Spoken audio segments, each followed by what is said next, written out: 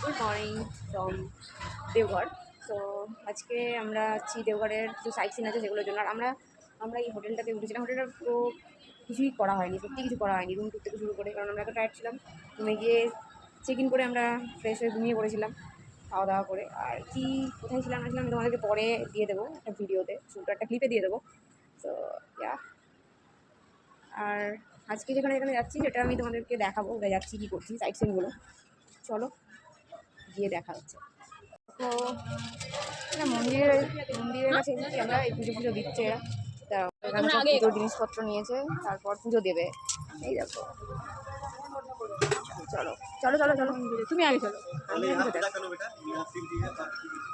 ঠিক আছে চলো। এখানে আগে পুজো হবে, শিব পুজো, শিব ঠাকুরের পুজো করতে বলেছে, তো আমরা পুজোটা করেই নিই। এই যে ওরা ভেতরে যাচ্ছে পুজো করতে, বিশাল ভিড় হয়ে গেছে, দুজনে মিলে পুজো করছে গাইজ।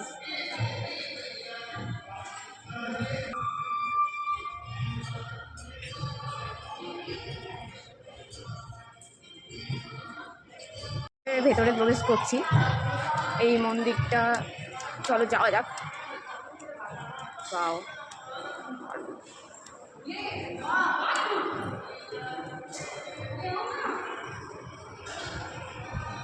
খুব সুন্দর।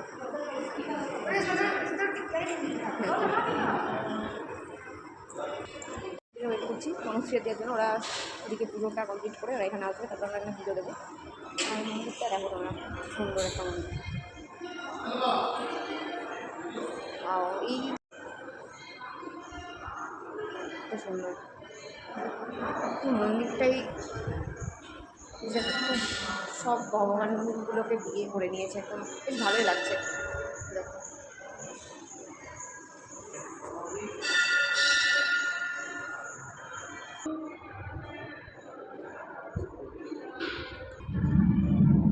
আমরা হচ্ছে পুজোটা করবো এখানে।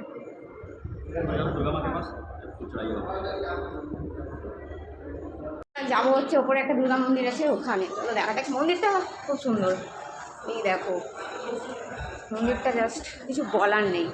আর এই হচ্ছে ওপরে মাতা দুর্গা মন্দির।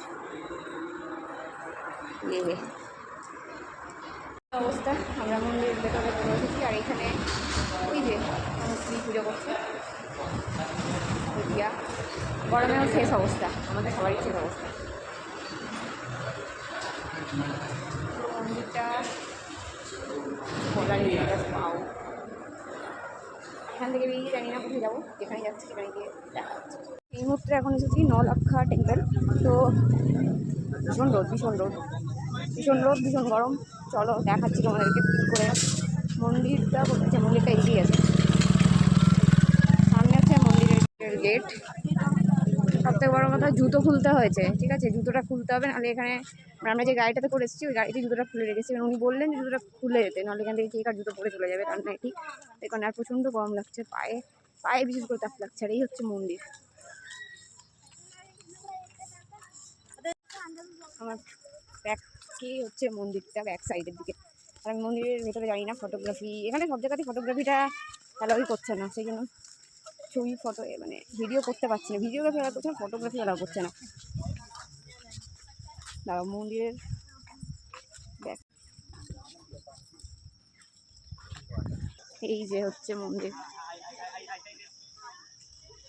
সব থেকে এইভাবে রাস্তায় খালি পায়ে হেঁটে, ঠিক আছে সব ঠিক আছে, কিন্তু এইটা হচ্ছে বেশি চাপ, কারণ এইগুলোতে বেশি গরম লাগে, পায়ে তো খারাপ হবেই বুঝতে পারছি। চলো যাওয়া যাক। ভেবেছিলাম যেরকম সেরকম নয়, অতটাও কিন্তু গরম নেই এই জায়গাটা। চলো যাওয়া যাক।